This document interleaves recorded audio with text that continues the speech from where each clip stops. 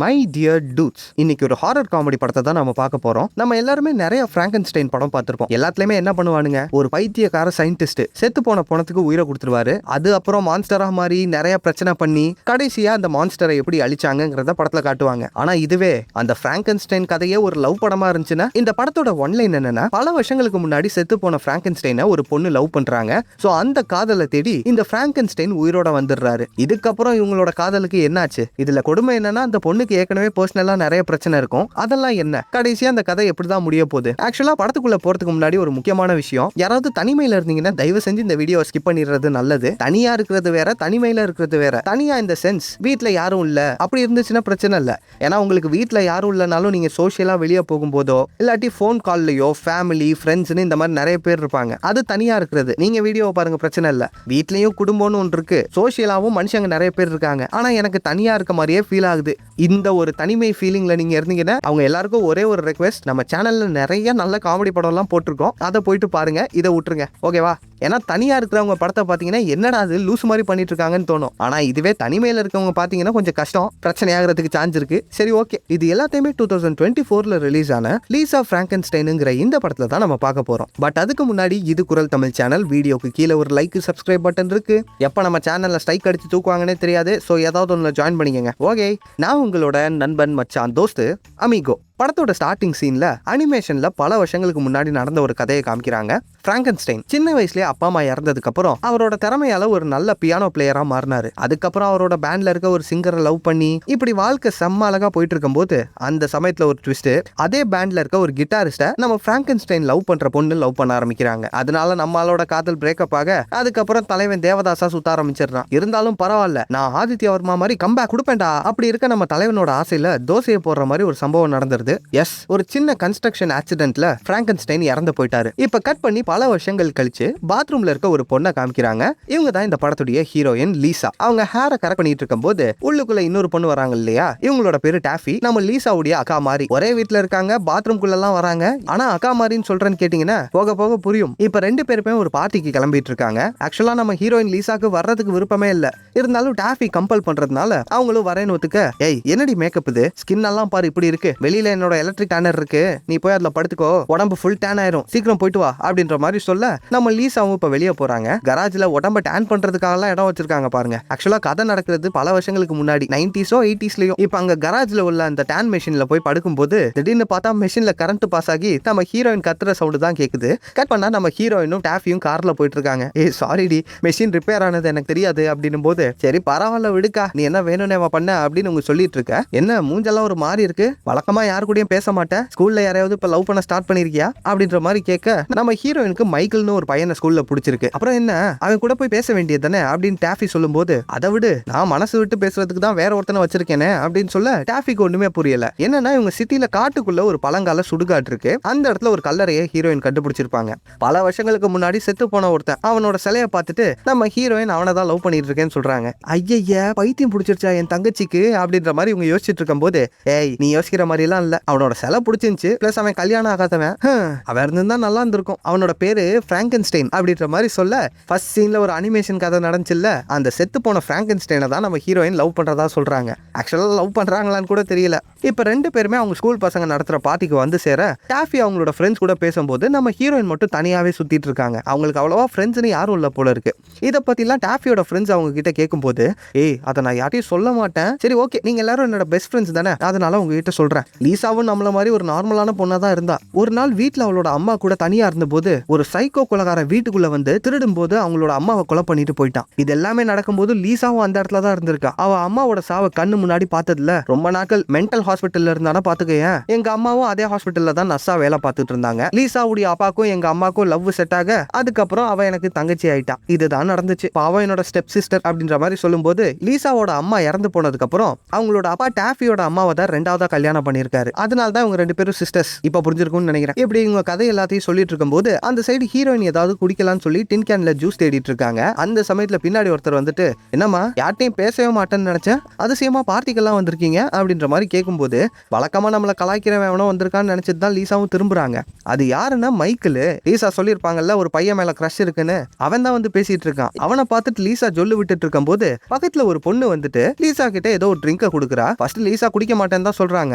ஆனா மைக்கேல் கையில கொடுக்கும்போது, சரி ஓகே அவனுக்கு பதிலா நான் குடிக்கிறேன் அப்படின்னு சொல்லிட்டு அதை குடிக்க திடீர்னு தலை சுத்த ஆரம்பிக்குது. அப்படியே நடந்துகிட்டே அந்த சைடு போயிடுறாங்க. இந்த சைடு மைக்கேலுக்கு ஒண்ணுமே புரியல. ஏய் என்னது அதுல என்னத்தை கலந்த அப்படின்ற மாதிரி அவங்க கேட்டுட்டு இருக்க, அந்த சைடு நம்ம லீசாவால முடியல. அவங்க மயக்கத்திலேயே வீட்டுக்குள்ள போயிடுறாங்க. அந்த இடத்துல இன்னொரு பையன் இருக்கான். அவன் நம்ம ஹீரோயினோட லேப் பார்ட்னர். என்னம்மா லீசா இங்க என்ன பண்ற அப்படின்ற மாதிரி கேட்க, லீசா கொஞ்சம் கொஞ்சமா மயங்கிட்டு இருக்காங்க. உடனே அந்த பையன் உங்களை தூக்கிட்டு வேற ஒரு ரூமுக்கு போறான். அங்க போயிட்டு லீசா குடிச்ச ஜூஸ் எல்லாத்தையுமே வாந்தி எடுக்க கொஞ்சம் கொஞ்சமா அவங்களுக்கு தெளிவாகுது. ரொம்ப தேங்க்ஸ்டா அப்படின்ற மாதிரி சொல்லும்போது, அந்த பயப்புள்ளையும் நல்ல வேலை போல இருக்கு. நம்ம ஹீரோயின் கிட்ட தப்பா நடந்துக்கு ட்ரை பண்ணும்போது அவங்க தள்ளி விட்டுட்டு அங்க இருந்து எந்திரிச்சு வந்துடுறாங்க. ஐயோ தலை சுட்டுது செய் அப்படின்ற மாதிரி யோசிச்சுட்டே நடந்து வரும்போது திடீர்னு வானத்துல பச்சை கலர்ல இடி இடிக்க ஆரம்பிக்குது. ஆஹா இது என்ன படங்கள்ல பார்த்த தீய சக்தி மாதிரியே இருக்கு, எனக்கு ஏதாவது வரம் தருமா அப்படின்ற மாதிரி யோசிச்சுட்டு இருக்க. ஹீரோயின் அந்த பார்ட்டி நடந்த இடத்துல தானே இருந்தாங்க. இப்ப பார்த்தா அவங்க ரெகுலரா வர்ற சுடுகாட்டுல நின்னுட்டு இருக்காங்க. என்னடா அது, டே பிராங்கன்ஸ்டைன் நீயாடா, ச்சே நீயாவது உயிரோட இருந்திருக்கலாம், நான் உன்னையே லவ் பண்ணிட்டு இருந்திருப்பேன். இப்ப மட்டும் என்ன நீ தான் எனக்கு புருஷன், நான் உன்னை தான் லவ் பண்றேன். இப்படி கொஞ்ச நேரம் அந்த சிலை கிட்ட தனியா பேசிட்டு ஹீரோயின் வீட்டுக்கு போயிடுறாங்க. அந்த இடத்துல யாரும் இல்ல. இப்ப கண்ணாடியில அவங்களோட முகத்தை பார்த்துட்டு, சை இதெல்லாம் ஒரு முகமா, உனக்கு பாரு ஃப்ரெண்ட்ஸ் இல்ல ஃபேமிலி இல்ல, என்ன வாழ்க்கடா அப்படின்னு சொல்லி கண்ணாடியை உடைச்சிட்டு ஸ்ட்ரைட்டா போயிட்டு படுத்துடுறாங்க. இது என்ன ஃபீலிங்னே தெரியல, பொருளை போட்டு உடைச்சா அவ்வளோ நிம்மதியா இருக்கு அப்படின்ற மாதிரி யோசிச்சுட்டே கண்ணை மூடும்போது இப்ப கண்ணை திறந்து பார்த்தா விடிஞ்சிருது. ஏமா சீக்கிரம் எந்திரி எங்க அம்மா கூப்பிடுறாங்க அப்படின்னு டாஃபி சொல்ல, ஹீரோயினும் இப்ப கீழே வந்து பாக்குறாங்க. இவங்க தான் டாஃபியோட அம்மா, அதாவது நம்ம ஹீரோயினோட சித்தி. எதுக்கு இப்படி தேவையில்லாம என்னை டிஸ்டர்ப் பண்ணிட்டு இருக்கீங்க அப்படின்ற மாதிரி கேட்கும்போது, நேற்று ராத்திரி யாரோ கண்ணாடியில ஏதோ ஒரு வேலையை பார்த்திருக்காங்க, யாருது அப்படின்ற மாதிரி கேட்கும்போது, ஐயோ அது கனவு இல்லையா, சாரி தெரியாம பண்ணிட்டேன் அப்படின்னு சொல்ல, சாரி சொன்னா கண்ணாடி சரியாயிருமா, யார் அது காசு கொடுப்பா, சரி ஓகே நான் தான் பார்ட் டைம் ஜாபுக்கு போறேன்ல அந்த காசை கொடுத்துறேன் போதுமா அப்படின்னு போது இதை கேட்டுட்டு அந்த சித்தியும் அங்க இருந்து கிளம்புறாங்க. வழக்கமான கதைகள் எல்லாம் சித்தி நல்லவங்களா இருப்பாங்க, கூட இருக்க ஸ்டெப் சிஸ்டர் தான் கெட்டவங்களா இருப்பாங்க, இல்லாட்டி 2 பேருமே கெட்டவங்களா இருப்பாங்க. ஆனா இங்க பாருங்க கிரியேட்டிவிட்டிய. அதுக்கப்புறம் ஹீரோயின் வேலையெல்லாம் கஷ்டப்பட்டு பார்த்துட்டு எக்ஸ்ட்ரா ஒர்க்லாம் பண்ணிட்டு வீட்டுக்கு திரும்ப வரும்போது எல்லாரும் படத்துக்கு போறதுக்காக ரெடி ஆயிட்டு இருக்காங்க. நீயும் வரல அப்படின்ற மாதிரி கேட்கும்போது, ஏமா தாயே நான்லாம் வரலமா, நான் வீட்டுல தனியாவே இருந்துக்கிறேன், எனக்கெல்லாம் போர் அடிக்கும் அப்படின்ற மாதிரி சொல்ல, ஏன் வர மாட்டேங்கிற அப்படின்ற மாதிரி கேட்கும்போது, புரிஞ்சுக்கோப்பா எனக்கு வீட்டுல இருக்கதான் பிடிச்சிருக்கு, கொஞ்சம் ஜாலியா இருந்துக்கிறேனே ப்ளீஸ் அப்படின்னு சொல்ல, டாஃபியும் சரி ஓ இஷ்டம் சொல்லி விட்டுறாங்க. இப்ப அன்னைக்கு ராத்திரி அவங்க எல்லாரும் படத்துக்கு போனதுக்கு அப்புறம் நம்ம ஹீரோயின் மட்டும் டிவியை பார்த்து ஜாலியா இருக்கும்போது அந்த சமயத்துல திடீர்னு வாசல்ல ஒரு சவுண்டு. என்னது அது, ஒருவேளை திருடனா இருக்குமோ அப்படின்ற மாதிரி யோசிச்சுட்டு இருக்கும்போது திடீர்னு கதை உடைச்சிட்டு யாரோ உள்ள வந்துருவானா. உடம்பு ஃபுல்லா சேரா இருக்கு. அம்மா ஐயோ திரும்ப அதே திருடன் அப்படின்னு சொல்லிட்டு ஹீரோயின் தெரிச்சு ஓட ஆரம்பிச்சிடுறாங்க. அவன் ஹீரோயினை விட மாட்டேங்கிறான், பின்னாடியே வந்துட்டு இருக்கான். விட்டுறா போலீஸை கூப்பிட்டு வேண்டாம் அப்படின்ற மாதிரி சொல்ல, நீ என்ன வேணா பண்ணிக்கோ நான் விரட்டிட்டே தான் இருப்பேன்ற மாதிரி பின்னாடியே வந்துட்டு இருக்கான். நம்ம ஹீரோயின் அப்படி இப்படின்னு டிமிக்கி கொடுத்துட்டு அவனை வீட்டுக்குள்ள லாக் பண்ணிட்டு மாடியிலேருந்து வெளியே குதிக்கலான்னு பாக்குறாங்க. இப்ப கீழே விழுகும் போது கீழே பார்த்தா அந்த பையன் தான் இருக்கான். டேய் நீ எப்பறம் வீட்டை விட்டு வெளியே வந்த அப்படின்ற மாதிரி சொல்லிட்டு திரும்ப இப்ப பயத்துல வீட்டுக்குள்ளே ஓடிடுறாங்க. அந்த பையனும் வீட்டுக்குள்ள வந்துட்டான். ஐயோ வேற வழி இல்ல, போலீஸ்க்கு கால் பண்ணிட வேண்டியதுதான், நீ செத்தரா அப்படின்ற மாதிரி சொல்லிட்டு போலீஸ்க்கு டயல் பண்ணலான்னு பார்க்கும்போது திடீர்னு ஒரு சவுண்டு, யாரோ ஒருத்தன் போன்ல விளையாண்டுகிட்டு இருக்கான். என்னது கொஞ்சம் வித்தியாசமா இருக்கே சவுண்டு அப்படின்ற மாதிரி சொல்லிட்டு ஹீரோயின் இப்ப நைஸா எட்டி பாக்குறாங்க. அந்த இடத்துல பார்த்தா ஒரு பையன் சேரும் சகதியுமா உட்காந்துட்டு இருக்கான். உன்னை பார்த்தா திருட மாதிரி தெரியலையே, உன் மூஞ்சி ரொம்ப ஃபெமிலியரா இருக்கு பிராங்கன்ஸ்டைன் அப்படின்ற மாதிரி ஹீரோயின் கேட்கும்போது அவனும் மண்டைய ஆட்டுறான். நீ எப்பறம் உயிரோட வந்த, சரி எதுக்கு இங்க வந்த அப்படின்னு ஹீரோயின் கேட்க அவன் ஹீரோயினையே பார்த்துட்டு இருக்கான். இப்பதான் ஹீரோயினுக்கு புரியுது, நேற்று சொல்லியிருப்பாங்க இல்லையா நீ உயிரோட இருந்திருந்தா நான் உன்னையே லவ் பண்ணிருப்பேன்னு சொல்லியிருப்பாங்கல்ல, அதை கேட்டுட்டு தான் பயப்புள்ள உயிரோட வந்துருச்சு போல இருக்கு. எப்பா அதெல்லாம் சும்மா விளையாட்டுக்கு சொன்னதுரா, இதெல்லாமா சீரியஸா எடுத்துப்ப, சரி first nice to meet you அப்படின்னு சொல்லிட்டு ஹீரோயின் கை கொடுக்கலான்னு பார்த்தா பயப்புள்ளைக்கு கையே இல்ல. ஐயோ பயமா இருக்கே அப்படின்ற மாதிரி யோசிச்சுட்டு இருக்க, இட்ஸ் ஜஸ்ட் an ஆக்சிடென்ட், எனக்கு ஒரு சிலையை பார்க்கும்போது ஒரு அஃபெக்ஷன் இருந்துச்சு அவ்வளவுதான் அப்படின்னு ஹீரோயின் நடந்த எல்லா விஷயத்தையும் சொல்லும்போது பயபுலைக்கு கண்ணுல இருந்து தண்ணி வர ஆரம்பிச்சிருது. எப்பா சாமி ஃபர்ஸ்ட் போய் குழி, அப்புறம் தயவு செஞ்சு அழுதுறாத, நாத்தம் தாங்க முடியலன்னு சொல்லிட்டு ஹீரோயின் அவனை பாத்ரூம்குள்ள அனுப்பி குளிக்க வச்சு அவனுக்கு ட்ரெஸ் எல்லாம் மாத்தி விட்டு அவன் கூட பேசிட்டு இருக்காங்க. கொஞ்ச நேரம் கழிச்சு கீழே யாரோ கத்துற மாதிரி சவுண்டு, போய் பார்த்தா வெளியே போயிருந்த அவங்களோட குடும்பம் வீட்டுக்கு வந்துட்டாங்க. அங்க உடஞ்சிருக்க பொருள்லாம் பார்த்துட்டு என்னடி இது அப்படின்ற மாதிரி கேட்டுட்டு இருக்கும் போது ஹீரோயின் திருடன் வந்து வந்துட்டான்னு சொல்லி சமாளிச்சுட்டு இருக்காங்க.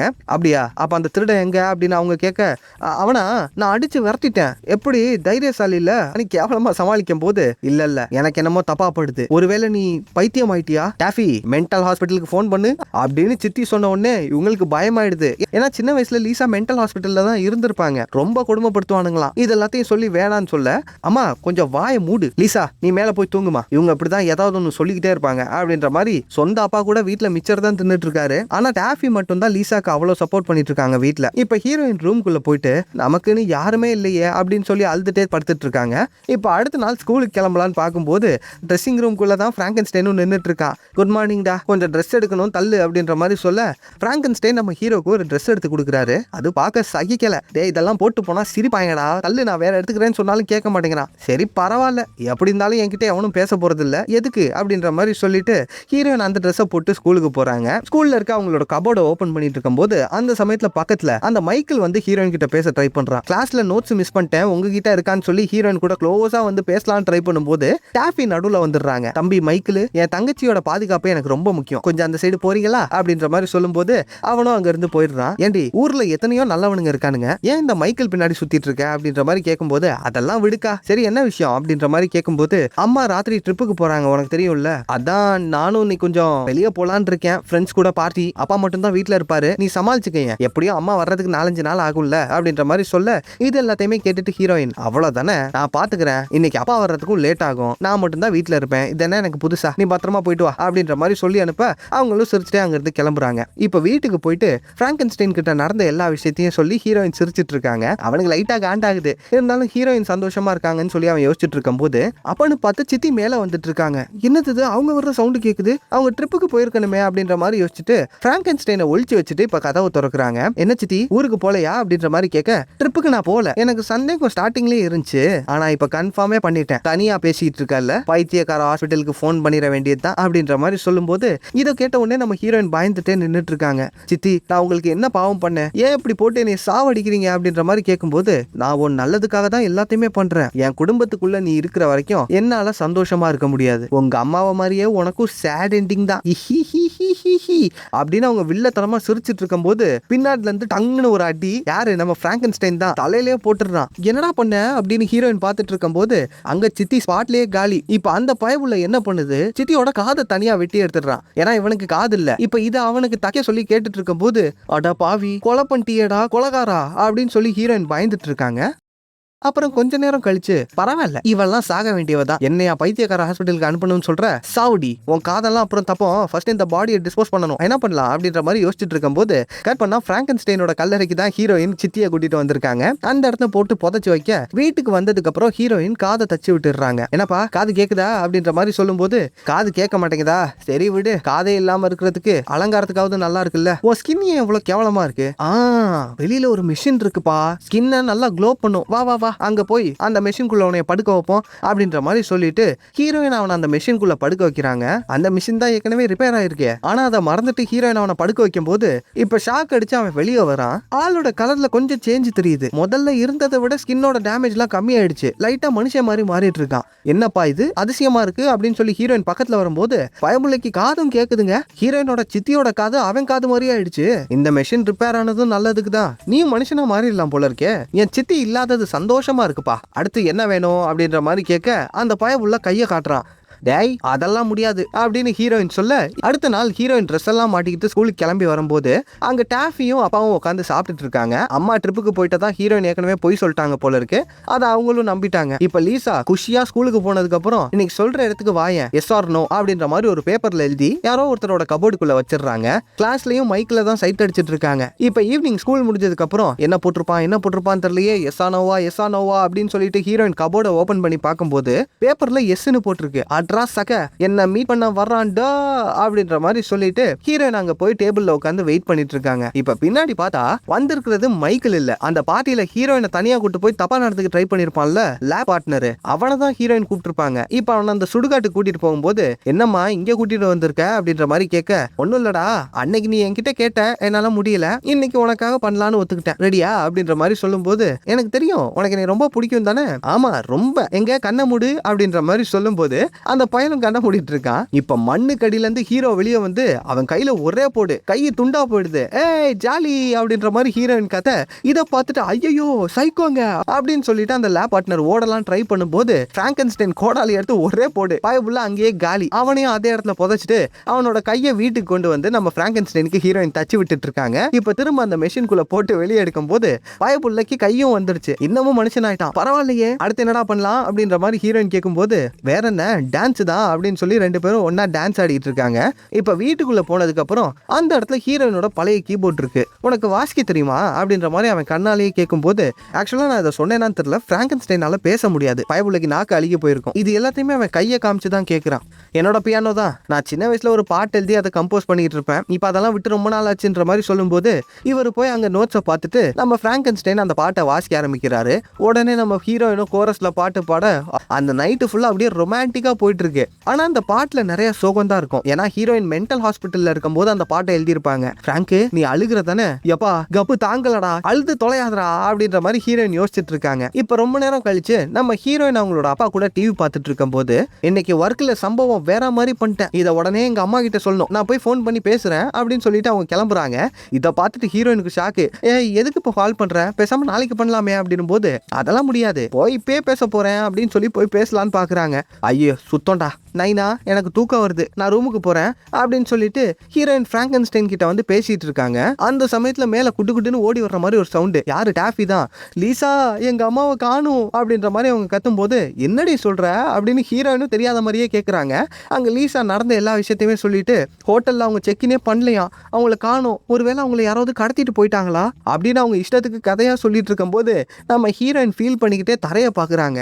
அங்க டாஃபியோட காலுக்கு பக்கத்துல தான் ரத்தக்கரை இருக்கு. ஐயோ பார்த்தானா கண்டுபிடிச்சிருவாளே, இப்போ நம்ம என்ன பண்றது அப்படின்ற மாதிரி டாஃபி கேட்கும்போது கீழே பார்க்காத, என்ன பாரு, என் கண்ணை பாரு, ஒன்னும் பிரச்சனை இல்ல, போலீஸ் கிட்ட போய் சொல்லுவோம் அப்படின்னு சொல்லி கட்டி பிடிச்சி அப்படியே ரூமை விட்டு வெளியே அனுப்பிடுறாங்க. ஏன் தான் இப்படி போட்டு படுத்துறாங்களோ, ஒரு 4 நாளைக்காவது நிம்மதியா இருக்கலாம்னு பார்த்தேன் அப்படின்ற மாதிரி ஹீரோயின் இப்ப பெட்ல படுத்துக்கிட்டு பிராங்கன்ஸ்டைன் கூட பேசிட்டு இருக்கும் போது அங்க கீழே அப்பாவும் அக்காவும் போலீஸ்க்கு கால் பண்ணி இன்ஃபார்ம் பண்ணிட்டாங்க. அங்க லீசா அவங்களுக்கு அதை பத்தி எல்லாம் கவலை இல்லை, அவங்களுக்கு மைக்கேல் கூட ஒன்னு சேரணும். இப்ப எனக்கு தெரிஞ்ச வரைக்கும் போலீஸ் கிட்ட இருந்து என்னால ரொம்ப நாளைக்கெல்லாம் தப்பிக்க முடியாது, எனக்கு 18 வயசு ஆயிடுச்சு, எப்படியாவது நான் கண்ணி கழியணும், நாளைக்கே போறேன், மைக்கேல் கிட்ட லவ்வ சொல்றேன், அதுக்கப்புறம் ஜுமாக்கா ஜூ அப்படின்னு சொல்லிட்டு ஹீரோயின் படுத்துடுறாங்க. அந்த சைடு பிராங்கன்ஸ்டைன் இது எல்லாத்தையுமே சோகமா கேட்டுட்டு இருக்கான். எல்லாம் தலையெழுத்துறா அப்படின்ற மாதிரி யோசிச்சுட்டு இருக்க. இப்ப அடுத்த நாள் ஹீரோயின் டாஃபி கூட ஸ்கூலுக்கு போலான்னு பார்க்கும்போது கார்ல டாஃபி ஒரே அழுக, அம்மாவை காணும் இல்லையா, ஐயோ ஏன் தான் அப்படி போட்டு படுத்துதோ, சரி ஒன்னும் இல்லை நான் கார் ஓட்டுறேன் விடு அப்படின்னு சொல்லிட்டு ஹீரோயின் காரை ஓட்டிட்டு ஸ்கூலுக்கு போறாங்க. இப்ப 2 பேரும் உள்ள போகும்போது ஸ்கூலுக்குள்ள போலீஸ், ஐயோ இவங்க இங்க என்ன பண்றாங்க அப்படின்ற மாதிரி ஹீரோயின் யோசிச்சுட்டு இருக்கும் போது டாஃபியோட ஃப்ரெண்ட்ஸ் வந்து தான் நடந்த விஷயத்த சொல்றாங்க. என்னன்னா நேத்து லேப் பார்ட்னர் ஹீரோயினும் பிராங்கன்ஸ்டைனும் ஒன்னா கொண்டிருப்பாங்கல்ல, அவனை காணான்னு சொல்லி விசாரிக்கிறதுக்காக தான் போலீஸ் வந்திருக்காங்க. இது எல்லாத்தையுமே சொல்லும் போது அசமா போச்சுரா அப்படின்ற மாதிரி ஹீரோயின் யோசிச்சுட்டு இருக்க. ஏற்கனவே எனக்கு பிரச்சனை இல்ல, இது வேற எனக்கு ரொம்ப பயமா இருக்கு, பேசாம நான் இன்னைக்கு கிளாஸுக்கு போல, நான் வீட்டுக்கு போறேன், எனக்கு ரொம்ப சோகமா இருக்கு அப்படின்னு சொல்லிட்டு டாஃபி ஸ்கூலை விட்டுட்டு போயிடுறாங்க. இப்ப ஹீரோயின் மட்டும் கிளாஸ் ரூம்குள்ள உட்காந்துட்டு இருக்கும் போது மைக்கேலும் கிளாஸ்க்கு வரல. இதை பார்த்துட்டு ஹீரோயின் ஃபீல் பண்ணிட்டு இருக்கும் போது அந்த சமயத்துல பிரின்சிபல் ஆபீஸ்ல இருந்து ஹீரோயினை கூப்பிட்டு விடுறாங்க. நாசமா போச்சுடா, கண்டுபிடிச்சிட்டானுங்களா அப்படின்னு சொல்லிட்டு ஹீரோயின் பிரின்சிபலை பார்க்கலான்னு போகும்போது அந்த இடத்துல மைக்கேல் கூட ஒரு பொண்ணு இருந்தா இல்லையா, நம்ம ஹீரோயினுக்கு கூட ட்ரிங்க்ல வேற எதையும் ஒன்னு கலந்து கொடுத்துருப்பாளே, அவளுக்கு ஹீரோயினை சுத்தமா பிடிக்காது. அவளும் போலீஸ் கூட அங்க உட்கார்ந்துட்டு இருக்கா. எதுக்கு என்னை கூப்பிட்டீங்க பிரின்சிபல் அப்படின்ற மாதிரி கேட்கும்போது நேத்து அந்த பையனை காணும் இல்லையா, அதை பத்தி ஹீரோயின் கிட்ட விசாரிக்கிறாங்க. அவன் என் லேப் பார்ட்னர், அவ்வளவுதான், அதுக்கு மேல அவனுக்கும் எனக்கும் எந்த சம்பந்தமும் இல்ல அப்படின்னு அவங்க சொல்லும் போது பக்கத்துல அந்த இன்னொரு பொண்ணு எதுக்காக உட்கார்ந்துட்டு இருக்காங்கன்னா, நேத்து நம்ம ஹீரோயின் அந்த லேப் பார்ட்னர் கூட போனதா அவங்க பார்த்திருப்பாங்க. அதை அவங்க போலீஸ் கிட்ட சொல்லி இருக்கிறதுனால ஆத்தாடி இந்த ஓட்ட வாய் வேற சாட்சியா உட்காந்துருச்சா, சரி ரைட்டு, இதுக்கு மேல சமாளிக்க முடியாது சார், இதுக்கு மேல என்னால எந்த ஒரு ஆன்சரும் பண்ண முடியாது, என் லாயர்ஸ் கிட்ட பேசிக்கங்க அப்படின்ற மாதிரி சொல்லிட்டு லீசா அங்க இருந்து வெளியே கிளம்பிடுறாங்க. மைக்கேலும் கிளாஸ்க்கு வரல, பேசாம நம்மளே அவனோட வீட்டுக்கு போய் லவ்வ சொல்லி ஜுமாக்கா ஜூ அப்படின்னு சொல்லிட்டு ஹீரோயின் வேகமா அங்க இருந்து கிளம்புறாங்க. ஆக்சுவலா என்னடா போலீஸ் கிட்ட எல்லாம் அசால்ட்டா டீல் பண்றீங்கன்னு நீங்க கேட்கலாம். அங்கெல்லாம் நீங்க கிரிமினலாவே இருந்தாலும் எவிடன்ஸ் இல்லாம போலீஸால ஆக்ஷன்லாம் எடுக்க முடியாது. இப்படி இவ்வளவு விஷயங்கள் இங்க நடந்துட்டு இருக்கும் போது கட் பண்ணி பிராங்கன்ஸ்டைனை காட்டுறாங்க. அவன் வீட்டுக்குள்ள இருந்து வெளியே வந்து யாரோ ஒருத்தரோட காருக்குள்ள என்னமோ பண்ணிட்டு இருக்கான். இருக்கான். அந்த சமயத்துல அந்த ஏரியால பேரன் கூட ஒரு தாத்தா விளையாண்டுகிட்டு இருக்காரு. அந்த ஊர்ல இந்த ரேசிஸ்ட்லாம் ஒரு சில பேர் இருப்பானுங்கல்ல, அவர் வந்துட்டு, தம்பி இது ஏன் ஏரியா, உன்னை எவன் உள்ள வர சொன்னது, மூஞ்சில ஒண்ணு வச்சன காலி ஆயிடுவ, கிளம்புடான்னு சொல்லும் போது கட் பண்ணா அந்த தாத்தா ரோட்ல செத்து கிடக்காரு. இந்த சைடு ஹீரோயின் ரோட்லயே பாத யாத்திரையா மைக்கிளோட வீட்டுக்கு நடந்து போயிட்டு இருக்காங்க. பிராங்கன்ஸ்டைன் பக்கத்துல கார் எடுத்துட்டு வந்து நிக்கிறான். டேய் யாரு கார்றாது, சரி ரைட்டு வண்டியை சீக்கிரம் மைக்கிளோட வீட்டுக்கு விடு அப்படின்ற மாதிரி சொல்ல, அவனும் என்ன வாழ்க்கடா, காதலிச்ச பொண்ணை தேடி வந்தா அந்த பொண்ணோட காதலுக்கு நான் ஹெல்ப் பண்ணிட்டு இருக்கேன், அதுவும் இன்னொரு பையன் கூட, சை அப்படின்ற மாதிரி மைண்ட் வாய்ஸ்ல யோசிச்சுக்கிட்டு நம்ம ஹீரோயினை மைக்கிளோட வீட்டு பக்கத்துல விடும்போது அவனோட காரும் அங்கதான் இருக்கு. வீட்டுல தான்ப்பா இருக்கான், நான் போய் என் லவ்வ சொன்னதுக்கு அப்புறம் நான் ஜெயிலுக்கு போனாலே எனக்கு பிரச்சனை இல்ல, ஜுமாக்கா ஜூ அப்படின்ற மாதிரி சொல்லிட்டு நம்ம ஹீரோயின் அங்க இருந்து மைக்கிள பாக்குறதுக்காக வேகமா வீட்டுக்குள்ள போறாங்க. நம்ம பிராங்கன்ஸ்டைன் கார்லயே உட்கார்ந்துட்டு இருக்கான். இப்ப ஹீரோயின் மைக்கேல் அப்படின்னு சொல்லிட்டு வீட்டுக்குள்ள போகும்போது இந்த இடத்துல ஒரு ட்விஸ்ட் அடிக்கிறாங்க பாருங்க. பெட்ரூம்குள்ள நம்ம மைக்கிளும் டாஃபியும் ஒன்னா இருக்காங்க. அதை பார்த்ததுக்கு அப்புறம் நம்ம ஹீரோயின் ஃபர்ஸ்ட் சீன்ல இருந்து நடந்த எல்லா விஷயத்தையுமே ரீவைண்ட் பண்ணி பாக்குறாங்க. எல்லாத்துலயுமே ஹீரோயின் மைக்கிள் கூட பேச ட்ரை பண்ணும்போது நடுவுல டாஃபியும் இருந்திருப்பாங்க. ஏன்னா அந்த மைக்கிளுக்கு டாஃபியை தான் பிடிச்சிருக்கு, அதனால தான் ஹீரோயின் கிட்டே பேசியிருக்கான், தங்கச்சி இல்லையா. இது எல்லாத்தையும் பார்த்துட்டு இப்ப டென்ஷனா ஹீரோயின் கத்திக்கிட்டே ரூம்குள்ள போறாங்க. ஐயோ லீசா நீங்க என்ன பண்ற, நான் உன்னை என் அக்கா மாதிரி தானே நினைச்சேன், என் லைஃப்ல எனக்கு கிடைக்காத எல்லாமே உனக்கு கிடைச்சிருக்கு, இருந்தாலும் உன் மேல நான் பாசமா தான் இருந்தேன், இத்தனைக்கும் நான் அவனை லவ் பண்றேன்னு சொல்லியும் அவனை என்கிட்ட இருந்து எடுத்துக்கிட்டல அப்படின்ற மாதிரி சொல்லும்போது டாஃபி சோகமா சாரி சொல்லிட்டு இருக்காங்க. ஆனா அந்த மைக்கிள் திமுறா, அதெல்லாம் ஒண்ணும் கிடையாது, நீ ஒரு பைத்தியம் லீசா, உன் கூட எல்லாம் யாரும் சேரலாம் மாட்டாங்க, எனக்கு டாஃபியை தான் பிடிச்சிருக்கு, நீ யாரு நடுவுல இந்த பேச்செல்லாம் பேசக்கூடாது புரியுதா, சைலண்டா இருக்கணும் அப்படின்ற மாதிரி சொல்லிட்டு இருக்க. இதை கேட்டுட்டு லீசா அமைதியா நின்னுட்டு இருக்கும் போது இப்ப பின்னாடில இருந்து நம்ம பிராங்கன்ஸ்டைன் வருவாராம். டேய் யாரா நீ அப்படின்னு இவங்க ரெண்டு பேரும் ஆச்சரியமா பார்க்கும்போது பின்னாடி ஸ்பீக்கர்ல மியூசிக் பிளே ஆயிட்டு இருக்கும். அந்த சவுண்ட ஃபுல்லா ஏத்தி வச்சுட்டு டேய் அவசரப்படாதரா அப்படின்னு லீசா கத்தும் போது பிராங்கன்ஸ்டைன் கேட்கவே இல்லையே, வேகமா மைக்கிள் பக்கத்துல போயிட்டு கோடாலியை எடுத்து மைக்கிளோட காலை ஒரே விட்டு, ஆக்சுவலா வெட்டினது காலை இல்ல கிங்கினி மிங்கினி, உடனே ரத்தம் எல்லாரும் மூஞ்சிலையும் தெரிக்கும் போது இங்க இருந்து கிளம்புடா அப்படின்னு சொல்லி லீசா பிராங்கன்ஸ்டைனை அனுப்பி வச்சிடுறாங்க. இப்ப டாஃபியை கூட்டிட்டு வரும்போது டாஃபி எல்லாம் டிராமடைஸ் ஆயிட்டாங்க.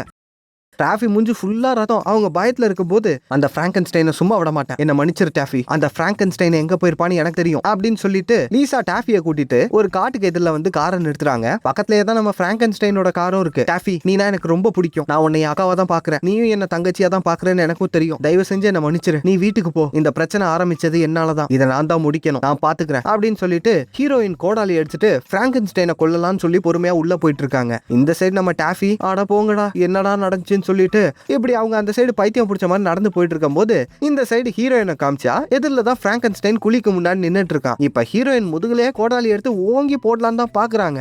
ஆனா மனசு வர மாட்டேங்குது, ஏனே தெரியல. இப்ப பக்கத்துல போயிட்டு எதுக்காக இவ்வளவு கொலைய பண்ணிட்டு இருக்க அப்படின்ற மாதிரி கேட்கும்போது அவன் ஹீரோயினே தான் பாத்துட்டு இருக்கான். என்ன உனக்கு அவ்வளவு பிடிக்குமா அப்படின்ற மாதிரி கேட்கும்போது பிராங்கன்ஸ்டைனும் ஆமான்னு சொல்ல, சரி இந்த ஊரு வேணாம் யாரும் வேணாம், நம்ம ரெண்டு பேர் மட்டும் ஒன்னா இருக்கலாம் புரியுதா அப்படின்ற மாதிரி சொல்லும் போது அவன் வேணான்னு சொல்றான். ஹீரோயினுக்கு ஒண்ணுமே புரியல, என்னடா லவ் பண்றேன்னு சொல்ற ஆனா ஒன்னா இருக்க வேணாம்னு சொல்ற புரியலையே அப்படின்ற மாதிரி கேட்கும்போது இப்பதான் ஹீரோயினுக்கு தெரிய வருது, நம்ம பையன் இன்னும் ஃபுல்லா மனுஷனா மாறல, காதும் கையும் மட்டும் தான் வந்திருக்கு, இன்னும் நிறைய ஸ்பேர் பார்ட்ஸ் காலியா தான் இருக்கு, ஜுமாக்கா ஜூ மட்டும் தான் லவ்னு நீ நினைச்சிட்டு இருக்கியா அப்படின்ற மாதிரி சொல்லும் போது பிராங்கன்ஸ்டைன் பெருமையா ஹீரோயினை பார்த்துட்டு இருக்கான். கவலைப்படாத பேபி, அதுக்காகவே ஒரு தீர்வு வச்சிருக்கேன் அப்படின்னு சொல்லிட்டு கையில ஒரு பேக் எடுத்து காட்டுறான். என்னன்னு பார்த்தா அந்த மைக்கிளோட காலை வெட்டினா இல்லையா, கால் கிடையாது, அதை பயப்புள்ள பார்சல் பண்ணி வச்சிருக்கு. சூப்பர் சூப்பர், இதை தச்சு இன்னைக்கு ராத்திரி நம்ம வேலையை பார்த்துக்கலாம் அப்படின்னு இந்த ரெண்டு சைக்கோ ஜோடியும் சிரிச்சு பேசிட்டு இருக்கும் போது அப்ப பின்னாடில இருந்து போலீஸ் வந்துடுறாங்க. தம்பிங்களா நேத்து இந்த இடத்துல இருந்து 2 பணத்தை கண்டுபிடிச்சிருக்கோம்ப்பா, இந்த கிரைம் சீன்ல என்ன பண்ணிட்டு இருக்கீங்க அப்படின்ற மாதிரி அந்த போலீஸ் கேட்கும் போது பிராங்கன்ஸ்டைன் உடனே அவங்கள தூக்கி கொண்டு போய் அவங்களே குழியில போட்டு கொண்டுறான். என்னங்கடா இப்படி கொலை பண்ணிட்டு இருக்கீங்க. இப்ப கட் பண்ணா அன்னைக்கு ராத்திரி வழக்கம் போல ஹீரோயின் அவனுக்கு தச்சிட்டு அந்த மெஷின்குள்ள போட்டு வெளியே எடுத்ததுக்கு அப்புறம் தலைவன் முக்காவாசி மனுஷனா மாறிடுறான். ஸ்கின்னு கொஞ்சம் பிரச்சனை, பிளஸ் தலைவனால பேச முடியாது, கிட்டத்தட்ட நம்ம பிராங்கன்ஸ்டைன் மனுஷனா மாறிட்டான். இப்ப அன்னைக்கு ராத்திரியே வாழ்க்கையில ஜெயிக்க முடியாத இந்த காதல் ஜோடி ரெண்டும் ஒன்னு சேர்றாங்க. இப்ப எல்லா சம்பவங்களும் முடிஞ்சதுக்கு அப்புறம் அன்னைக்கு ராத்திரி ஹீரோயின் பிராங்கன்ஸ்டைனை கூட்டிட்டு கராஜ்ல வந்து நின்னுட்டு இருக்காங்க. இங்க பாரு நமக்கு வேற வழி இல்ல, நான் போய் தான் ஆகணும் அப்படின்ற மாதிரி சொல்லிட்டு இருக்கும் போது வெளியில போலீஸ் சைரன் கேக்குது. என்னன்னா கண்டிப்பா போலீஸ் எல்லா விஷயத்தையுமே கண்டுபிடிச்சிருப்பாங்க. இன்னும் கொஞ்ச நேரத்துல ஹீரோயினை அரெஸ்ட் பண்ண போறாங்க. பிராங்கன்ஸ்டைன் ஒருத்தன் இருக்கான்னு சொன்னா எவனும் நம்ப போறது இல்ல. அரெஸ்ட் பண்ணா ஹீரோயினை மட்டும் தான் பண்ணுவாங்க. ஆனா ஜெயிலுக்கு போறதுக்கு நம்ம லீசாக்கு விருப்பம் இல்ல, சோ செத்துடலாம்னு சொல்லி அந்த கராஜுக்கு வந்திருக்காங்க. அந்த மெஷின் தான் ரிப்பேரா இருக்கே, லைட்டா வச்சாலே கரண்ட் நிறைய வரும், தெரியும், ஹைல வச்சா எரிஞ்சிரும். என் லைஃப் முழுக்க நான் சந்தோஷமா இருந்ததை விட இந்த கடைசி நாள் நான் சந்தோஷமா இருக்கிறது தான் ரொம்ப அதிகம். அதுக்கு முழுக்க முழுக்க காரணம் நீ தான் பிராங்கன்ஸ்டைன், ஐ லவ் யூ அப்படின்ற மாதிரி சொல்லிட்டு இப்ப ஹீரோயின் போயிட்டு அந்த மெஷின்ல படுக்கும் போது நம்ம பிராங்கன்ஸ்டைன் ஹீரோயினை கடைசியா கிஸ் பண்ணிட்டு அந்த மெஷினை ஹை வோல்டேஜ்ல ஆன் பண்ணி விட்டுறாரு. அந்த மெஷின்குள்ள போறதுக்கு முன்னாடி லீசா பிராங்கன்ஸ்டைன் கிட்ட ஒரு லெட்டரை கொடுத்திருப்பாங்க. அதை இப்ப அவர் ஓபன் பண்ணி பாக்குறாரு. அதுல என்ன போட்டிருக்குன்னா, சாவு உடலுக்கு மட்டும்தான், நான் எப்பவுமே உன் மனசுல வாழ்ந்துட்டு தான் இருப்பேன், இப்படிக்கு லீசா அப்படின்னு அந்த லெட்டர்ல போட்டிருக்க. இதை பார்த்து பிராங்கன்ஸ்டைனும் அழுக ஆரம்பிக்கிறாரு. இப்ப அந்த மெஷினோட சேர்ந்து அந்த மொத்த கராஜும் எரிய ஆரம்பிக்குது. வெளியில போலீஸ் தேடி வந்தாங்க இல்லையா, போலீஸ் தெருவில் இருக்க எல்லா மக்களும் கராஜ் எரிஞ்சிட்டு இருக்க விஷயத்த பார்த்துட்டு இருக்காங்க. உள்ளுக்குள்ள நம்ம பிராங்கன்ஸ்டைனும் ஹீரோயினும் அந்த இடத்துலயே எரிஞ்சு சாம்பலா போயிடுறாங்க. இப்ப கட் பண்ணி கொஞ்சம் மாசங்கள் கழிச்சு டாஃபியும் ஹீரோயினோட அப்பாவும் அஞ்சலி செலுத்தலாம்னு சொல்லி ஹீரோயினோட கல்லறைக்கு வந்திருக்காங்க. அங்க பூ வச்சிட்டு இருக்கும் போது டாஃபி ஏதோ ஒரு விஷயத்த பார்த்து ஷாக் ஆகுறாங்க. என்னாச்சு அப்படின்ற மாதிரி கேட்க, ஒன்னும் இல்லப்பா வாங்க போலாம் அப்படின்ற மாதிரி சொல்லிட்டு இவங்க கிளம்பும் போது இவங்க திரும்ப சந்தேகமா திரும்பி பார்த்துட்டு போக, என்னன்னா நம்ம ஹீரோயினோட கல்லறையில அன்பு மனைவின்னு எழுதி இருக்கு. யாரு, நம்ம தங்கச்சிக்கு தான் கல்யாணம் ஆகலையே அப்படின்ற மாதிரி யோசிச்சுட்டே அவங்க கிளம்பும் போது இப்ப கட் பண்ணி ஹீரோயின் வழக்கமா உட்காருவாங்க இல்லையா, ஒரு சேரு, ஒரு ஆத்துக்கு எதிரில் உட்காந்துட்டு இருப்பாங்க. அந்த இடத்துல யாரோ ஒருத்தர் புக்கு படிச்சுக்கிட்டே கதை சொல்றாரு. நம்ம பிராங்கன்ஸ்டைன் தான், தலைவனால பேச முடியுது, ஃபுல் மனுஷனா மாறிட்டான், நாக்கு மீதி ஸ்பேர் பார்ட்ஸ்கெல்லாம் எத்தனை பேரை கொலை பண்ணான்னு தெரியல. இப்படி அவன் படிச்சுட்டு இருக்கும் போது யாருக்குடா இந்த கதையை சொல்லிட்டு இருக்கான்னு பார்த்தா அவனோட மடியில உடம்பு ஃபுல்லா பிளாஸ்டரோட நம்ம ஹீரோயின் படுத்துட்டு இருக்காங்க. இப்ப கதையை சொல்லி அவன் முடிச்சதுக்கு அப்புறம் ஹீரோயின் கண்ணை திறக்க பிராங்கன்ஸ்டைனுக்கு பாடி ஃபுல் ஆயிடுச்சு. ஆனா ஹீரோயின் இப்பதான் ஃப்ரெஷ்ஷா மண்ணில இருந்து வெளியே எடுத்திருப்பான் போல இருக்கு. அவங்களுக்கும் நிறைய ஸ்பேர் பார்ட்ஸ் எல்லாம் தேவைப்படும். ஸோ இந்த சைக்கோ ஜோடியோட காதல் மட்டும் இல்லாம அவங்களோட கொலைகளும் தொடருங்கிற இந்த இடத்துலயே இந்த படத்துடைய கதையும் முடியுது. என்ன டூட்ஸ், படம் பிடிச்சிருந்துச்சா? ஐயோ ஐம் ரியலி சாரி. எனக்கு ஆக்சுவலாக ஏன் தெரில, கதை சொல்லும் போதே சிரிப்பாக வந்துருச்சு. என்னடா சைக்கோத்தனமாக கொலை பண்ணிட்டு இருக்கீங்கிற மாதிரி ஆயிடுச்சு. சரி ரைட்டு. ஆக்சுவலாக கடைசி வீடியோவில் நான் உங்கள் எல்லாருக்கிட்டே ஒரு கேள்வி கேட்டிருந்தேன், செப்பரேட்டாக இன்னொரு சேனல் உங்கள் எல்லாரு கூடயே பேசுறதுக்காக ஓப்பன் பண்ணலாமான்னு சொல்லிட்டு. அதுக்கு என்ன சொல்லியிருந்தீங்கன்னு தெரியல, ஏன்னா அந்த வீடியோ இன்னும் ரிலீஸ் ஆகலை. எப்படியும் இந்த வீடியோ வரும்போது அந்த வீடியோ ரிலீஸ் ஆயிருக்கும், அந்த வீடியோட ரெஸ்பான்ஸ் எனக்கு வந்திருக்கும். ஆனால் அதை இந்த வீடியோவில் சொல்ல முடியாது. என்ன புரியலையா? புரியாது. அப்புறம் இன்னொன்று, நிறைய பேர் ரெகுலராக கமெண்ட் போடுறவங்க கமெண்ட்லாம் போட மாட்டேன். நான் இன்னொரு சேனல் வேற ஆரம்பிக்கலாம்னு சொல்லியிருக்கேன். உங்களுக்கு என்கிட்ட ஏதாவது கேட்கணும்னாலோ இல்ல நான் ஏதாவது பேசணும்னு நீங்க ஆசைப்பட்டாலோ ஏதாவது கமெண்ட் போட்டாதானே பண்ண முடியும். அப்புறம் இந்த படம் உங்களுக்கு பிடிச்சிருந்துச்சா? ஓகே ஒன்னு பண்ணலாம். இந்த படம் உங்களுக்கு பிடிச்சிருந்தா என்ன படம்டா அப்படி கமெண்ட் போடுங்க. இதே படம் பிடிக்கலன்னு வைங்களேன், என்ன படம்டா அப்படி கமெண்ட் போடுங்க. ஓகேவா? ஓகே, எந்த ஒரு எமோஜியும் இருக்க கூடாது. எப்படி நான் உங்களை ஸ்கேம் பண்ணா உங்களுக்கே தெரியாதுப்பா. போன வீடியோல நல்ல முடிவா சொல்லிருப்பீங்கன்னு நம்புறேன். சரி ரைட். இந்த வீடியோ பிடிச்சிருந்தா லைக் ஷேர் இதெல்லாம் கொஞ்சம் பண்ணுங்க. அப்புறம் இந்த வீடியோ தான் நம்ம சேனல்ல நீங்க ஃபர்ஸ்ட் பாக்குறீங்கன்னா இதை விட நல்ல படங்கள்லாம் நம்ம சேனல்ல நிறைய போட்டிருக்கோம், அதையும் கொஞ்சம் பாருங்க. நான் உங்களோட நண்பன் மச்சான் தோஸ்து அமிகோ.